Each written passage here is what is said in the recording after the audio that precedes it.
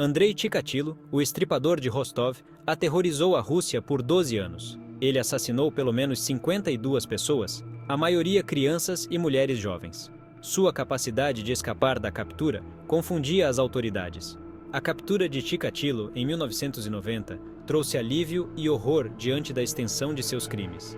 Este documentário mergulha na vida obscura de Andrei Chikatilo. De seu início conturbado até seus últimos dias, exploraremos a mente de um dos assassinos mais infames da história. A história de Chikatilo não é apenas sobre um homem. É um lembrete arrepiante das profundezas da depravação humana. Compreender a vida e os crimes de Chikatilo nos dá uma visão dos cantos escuros da psique humana. Isso nos força a confrontar verdades desconfortáveis sobre a sociedade e sobre nós mesmos. Andrei Chikatilo nasceu em 16 de outubro de 1936, na devastada Yablutchny, Ucrânia. Sua família vivia em extrema pobreza, e seu pai foi convocado para o exército soviético. Histórias circulavam que seu irmão mais velho havia sido sequestrado e comido por vizinhos famintos. Chikatilo era constantemente intimidado e humilhado na escola. Essas primeiras experiências de medo e impotência nutriram uma raiva profunda. Chikatilo começou a se isolar, desenvolvendo uma vida de fantasia intensa. Sua incapacidade de formar conexões significativas se tornou aparente. Esse isolamento o seguiria até a idade adulta, preparando o cenário para seus crimes futuros. O ambiente em que Chikatilo cresceu era de constante dificuldade. Fome, guerra e pobreza eram sua realidade diária. Esses fatores tiveram um papel crucial na formação de sua psique perturbada. Quando Chikatilo entrou na adolescência, os sinais de sua psicopatia se tornaram mais evidentes. Ele lutava contra a impotência e era incapaz de manter relacionamentos. Essa inadequação alimentava sua raiva e frustração.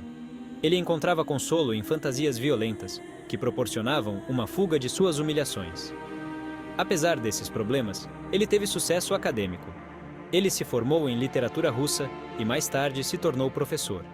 No entanto, o tempo de Chikatilo como professor foi marcado por alegações de comportamento inadequado. Seus instintos predatórios estavam se tornando mais difíceis de suprimir. O ambiente da União Soviética, com sua burocracia rígida, permitiu que ele evitasse repercussões sérias. A capacidade de Chikatilo de mascarar sua verdadeira natureza o ajudou a passar despercebido. Essa dualidade definiria sua vida e facilitaria seus crimes horríveis. A descida de Chikatilo para o assassinato começou em 1978, com sua primeira vítima conhecida, uma menina de 9 anos chamada Yelena Zakotnova. Ele a atraiu para uma floresta, onde a atacou e a mutilou brutalmente, deixando a comunidade em choque. Esse ato horrível foi apenas o começo de uma série de crimes que se estenderiam por mais de uma década. Ele a atraiu para uma floresta, onde a atacou e a mutilou. Esse ato brutal definiu o tom de seus crimes futuros, marcando o início de um reinado de terror que deixaria uma marca indelével na história criminal da União Soviética.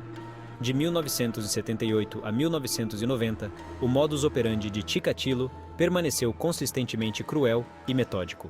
Ele desenvolveu um padrão que o tornava ainda mais difícil de capturar.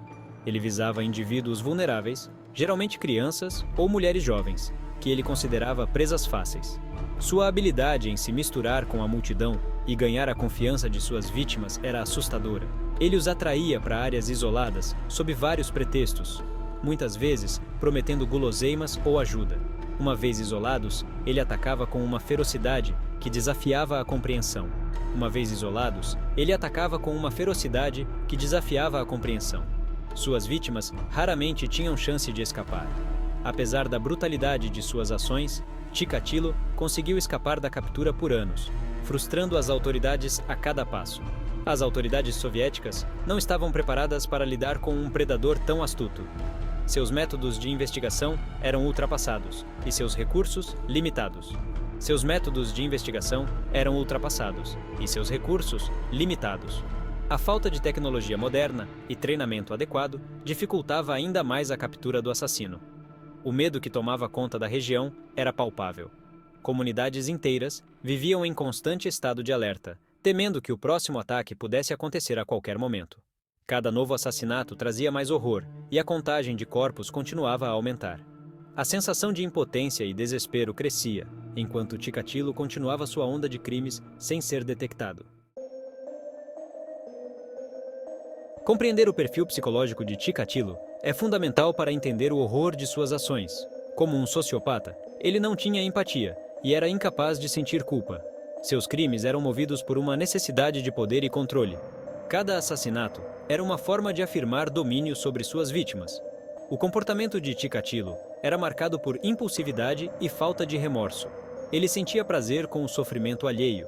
Essa veia sádica era evidente na mutilação de suas vítimas. Sua capacidade de enganar era outra característica marcante. Chikatilo era hábil em apresentar uma fachada de normalidade. Essa dualidade o tornava excepcionalmente perigoso. Compreender sua mente oferece um vislumbre da escuridão que pode se esconder na psique humana. O fracasso das autoridades em capturar Chikatilo por tanto tempo é uma história de incompetência e oportunidades perdidas. A polícia soviética era prejudicada por ineficiências burocráticas. Suas técnicas de investigação eram antiquadas e, com frequência, ignoravam evidências cruciais. Um dos erros mais gritantes foi a condenação injusta de Alexander Kravchenko. Ele foi acusado do assassinato de Yelena Zakotnova, a primeira vítima conhecida de Chikatilo. Kravchenko foi coagido a confessar e acabou executado. Enquanto isso, o verdadeiro assassino continuou sua onda de crimes sem ser perturbado. A polícia também não conseguiu conectar os pontos entre os assassinatos. Cada crime era tratado como um incidente isolado. A falha em prender Chikatilo mais cedo teve consequências trágicas. Cada oportunidade perdida significava mais vidas perdidas.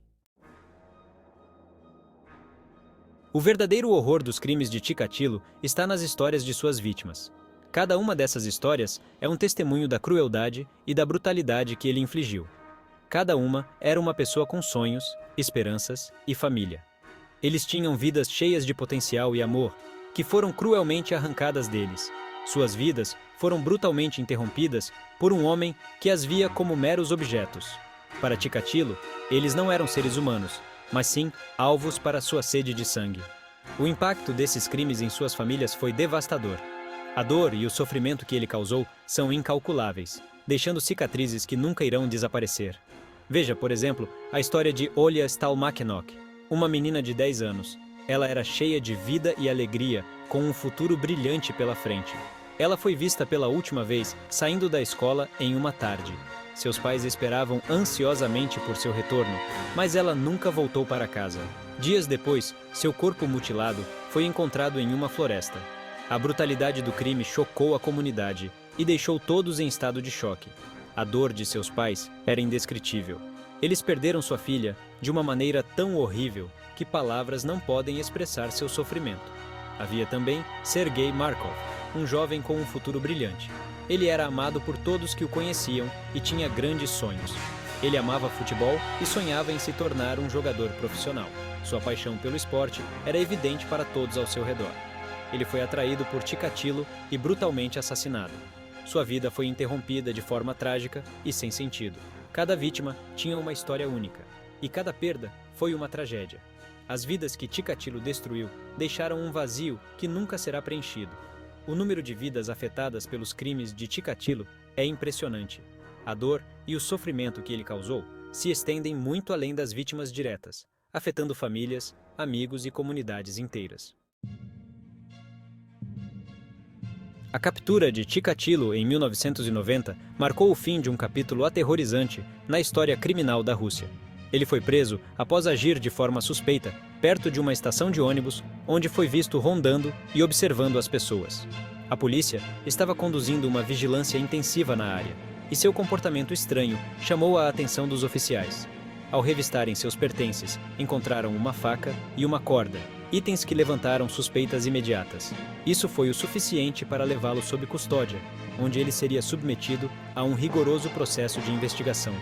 O processo de interrogatório foi exaustivo, durando várias horas e envolvendo múltiplos investigadores. Chikatilo inicialmente negou qualquer envolvimento nos assassinatos, mantendo sua inocência apesar das evidências crescentes. No entanto, as evidências forenses começaram a se acumular contra ele, incluindo amostras de DNA que eram impossíveis de refutar. Amostras de sangue e sêmen o ligavam a várias cenas de crime, fornecendo provas irrefutáveis de sua culpa. Diante de provas contundentes e da pressão dos interrogadores, ele finalmente confessou 56 assassinatos brutais. O julgamento começou em abril de 1992 e causou sensação na mídia, com cobertura intensa de todos os detalhes do caso.